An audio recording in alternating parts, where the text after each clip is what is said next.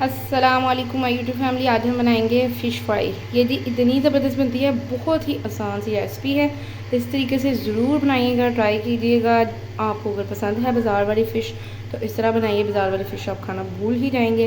میں آپ کو گھر کے مسالوں والے بھی سکھاؤں گی. پہلے میں آپ کو یہ بہت ہی آسان سی ریسپی بتاتی ہوں.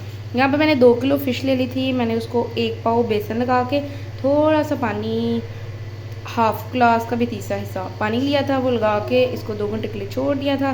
اور اچھے سے مسل کے اس کو واش کر کے ڈرائی کر لیا. ٹھیک ہے جی, آپ دیکھ سکتے ہیں فش کے پیس میں نے بالکل درمیانی سائز کے, ہم چھوٹے چھوٹے پیس رکھتے ہیں, بڑے مزے کے اندر تک پھر بن کے ریڈی ہوتی ہے. یہاں پہ میں نے لیمن لے لیے ہیں 6 عدد, آپ دیکھ سکتے ہیں درمیانی سائز کے ہیں. ایک فش کا ڈبہ ہے, یہ پورا ہی ایڈ ہوتا ہے 2 کلو میں. میں 3 سے 4 بار بنا کے کھا چکے ہیں, ہم سبھی نے بہت پسند کی, تبھی میں آپ کے ساتھ یہ ریسپی شیئر کر رہی ہوں. تو جی اب ہم چلتے ہیں اپنی ریسپی کی طرف. میں پرات لے لوں گی, اس میں لیمن نچوڑ لیں گے اور پھر مسالہ ایڈ کر لیں گے, اچھے سے مکس کریں گے. ساتھ ساتھ میں آپ کو بتاتی چلتی ہوں آگے کے اسٹیپ, آگے چیک کر. یہ جی آپ دیکھ سکتے ہیں میں نے رس نکال لیا ہے. یہ میں نے اس کے ساتھ نچوڑ لیا تھا اچھے سے. یہ دیکھیے جی, ایک پیس میں بیچ میں رکھا, ایک میرا ہینڈ فری نہیں ہوتا.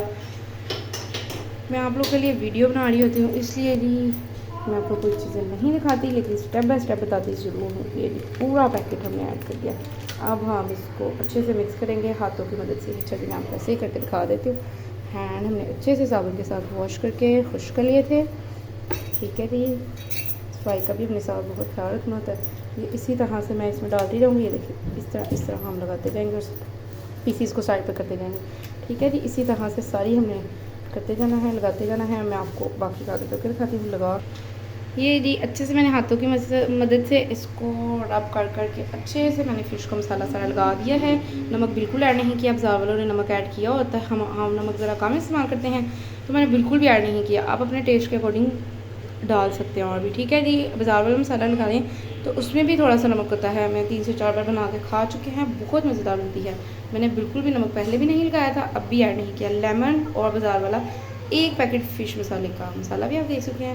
تو جی اب میں اس کو, یہ میں نے ایئر ٹائٹ جار لے لیا ہے, اس میں نکال کے رکھ دوں گی فریج میں 3 سے 4 گھنٹے کے لیے. اور جب فائنلی لک میں آپ کے ساتھ شیئر کروں گی فرائی کرتے وقت. ٹھیک ہے جی, اس کو ہم ڈبے میں ڈالتے ہیں, اس کو بند کر کے رکھ دیں گے. یہ ہے ہماری آج کی آسان سی ریسپی. اگر آپ کو پسند آئے لائک شیئر سبسکرائب ضرور کیا کریں, اپنے پیاروں کے ساتھ شیئر کیا کریں. فیڈ بیک میں مجھے ضرور بتایا کریں آپ کو میری ریسپیز کیسی لگتی ہیں.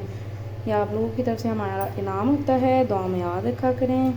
تو جی یہ سارا مسالہ بھی ہینڈ کی مدد سے میں صاف کر کے اسی میں ڈال کے میں آپ کو دکھا دیتی ہوں. یہ جی سارا مسالہ بھی میں اسی میں ایڈ کر دیا. آپ دیکھیں بات اچھے سے صاف کر لی ہے. ٹھیک ہے جی, اب میں اس کو کر دوں گی بند اور یہ جائے گا فریج میں. اور پھر جب فرائی کریں گے فائنل لک میں آپ کے ساتھ آگے چل کے شیئر. 5 گھنٹے ہو گئے ہیں ہماری فش پڑی ہوئی کو. یہاں پہ میں نے فش کے لیے آئل گرم ہونے کے لیے رکھ دیا ہے. یہ جی میں نے پہلے بھی 3 سے 4 بار ہم بنا کے کھا چکے, میں آپ کو بتا چکی ہوں. تھوڑا سا آئل وہ تھا, فش والا آئل کسی کھانے میں استعمال نہیں ہوتا ہے, اس لیے چھان کے میں سائڈ پہ رکھ لیتی ہوں. فش کے لیے دوبارہ استعمال کر لیتے ہیں. اور کچھ میں نے ساگ ڈالا ہے, یا براؤن براؤن دیکھ سکتے ہیں. یہ گرم ہو رہا ہے, تب تک کے لیے میں آپ کو یہ جی فش میں فریج سے نکال کے لے گئی. یہ دیکھیے کتنا اچھا میرینیٹ ہو گیا, زبردست. اس کو ایک بار اچھے سے مکس کر لیں گے, اور پھر تب تک ہمارا آئل گرم ہو جائے گا. پھر ایک ایک پیس کر کے ہم فش کا ڈالتے جائیں گے, فرائی کرتے جائیں گے. بہت زبردست بن کے تیار ہوتی ہے. ضرور بنائیے گا, ٹرائی کیجیے گا. فیڈ بیک میں مجھے ضرور بتائے گا آپ کو میری ریسپیز کیسی لگتی ہیں. یہ جی میں نے اچھے سے ہلا لیا ہے, کر لیا ہے اس کو مکس. اور یہاں پہ ہمارا آئل بھی گرم ہو ہی گیا ہے تقریباً. اچھا جی ہم اس کو چیک کرتے ہیں کتنا زبردست گرم ہو گیا. اب ہم اس میں پیس ایڈ کرتے ہیں. فلیور ہے تھوڑی کم. یہ جی فش کے پیس میں ڈال دی ہیں, درمیانی آنچ سے ہم اس کو پکاتے جائیں گے. پہلے ایک سائڈ براؤن ہو جائے گی 5 منٹ, اس کو چھوڑ دیں گے. پھر دوسری سائڈ زیادہ ہم اس کو ہلائیں گے نہیں, ورنہ یہ ٹوٹ جاتی ہے.